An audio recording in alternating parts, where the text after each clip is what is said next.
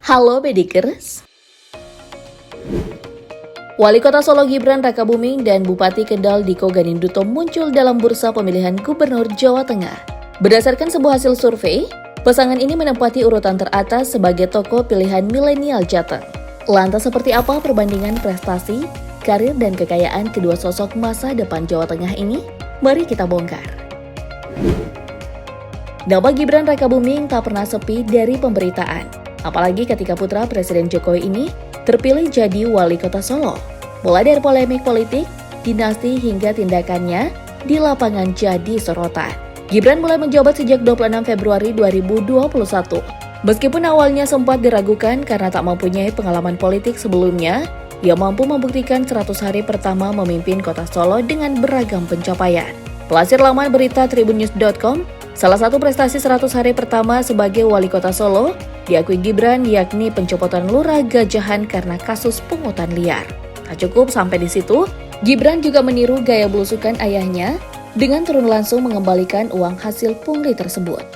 Segudang prestasi Gibran bahkan membuat Partai Golkar mengusungnya di Pilgub Jateng. Melansir salah satu artikel di laman poi.id, Ketua Harian DPD Partai Golkar Surakarta, Bandung Joko Suryono menyatakan bahwa Gibran punya kemampuan luar biasa untuk mengemban amanah sebagai wali kota. Joko Suryono memberikan contoh bagaimana Solo mampu mengatasi pandemi COVID. Gibran tak hanya mengembalikan stabilitas kesehatan, tapi juga stabilitas ekonomi. Kebijakan yang dilakukan antara lain melakukan pendampingan kepada sebanyak 6.500 UMKM, menyelenggarakan event lokal, regional, nasional, bahkan internasional. Selain itu, Gibran juga dinilai berhasil menciptakan stabilitas keamanan maupun ketertiban masyarakat, sehingga masyarakat kota Surakarta berada dalam iklim yang nyaman dan kondusif. Kepopuleran Gibran terbukti dalam sebuah riset yang dilakukan media intelijen Indonesia Indikator. Dalam sebuah riset yang bertajuk Indonesia Recap 2022 ini, Gibran masuk deretan 20 figur politisi muda terpegah dan tervokal 2022.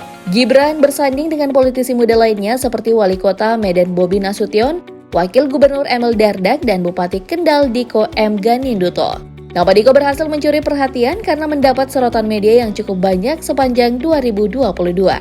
Berdasarkan data yang dihimpun dalam laman resmi Kabupaten Kendal, sepanjang tahun 2022, Bupati muda ini menarik perhatian sebanyak 3.269 di media pemberitaan. Pria yang akrab disapa Diko ini juga aktif memberikan pernyataan sebanyak 9.266 kali.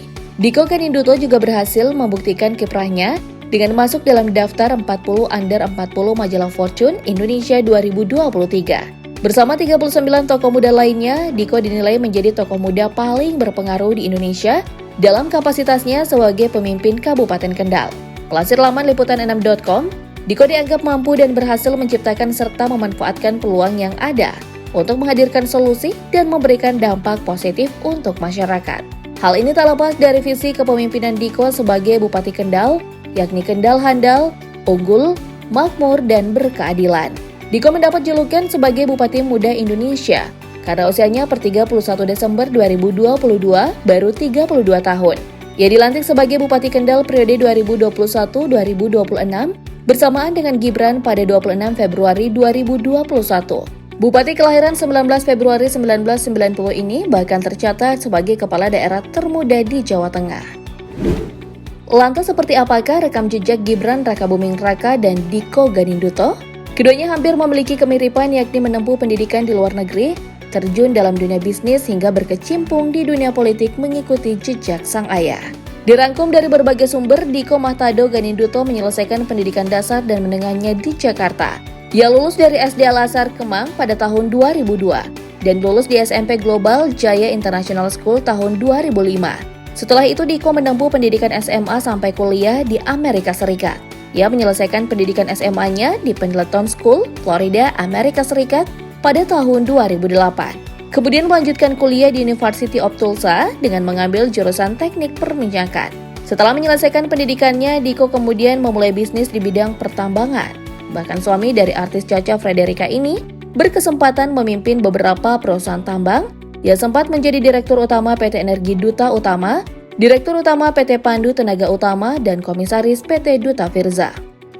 Sukses di dunia bisnis pertambangan, Diko memutuskan untuk mengubah haluan dan terjun ke dunia politik mengikuti jejak ayahnya, Dito Ganinduto yang merupakan mantan anggota DPR RI periode 2004 hingga 2014. Diko mulai terjun ke politik sejak tahun 2018. Saat itu, ayah dari Kezia Syakir Ganinduto ini resmi mendaftarkan diri sebagai anggota Partai Golongan Karya. Setahun berikutnya, karir politiknya langsung melesat dengan terpilihnya menjadi Wakil Sekretaris Jenderal DPP Partai Golkar periode 2019-2024. Sama seperti Diko, Gibran merupakan seorang pengusaha sebelum terjun ke dunia politik. Pemilik nama lengkap Gibran Rakabuming Raka ini juga mengikuti jejak sang ayah yang dulunya juga seorang pengusaha mebel.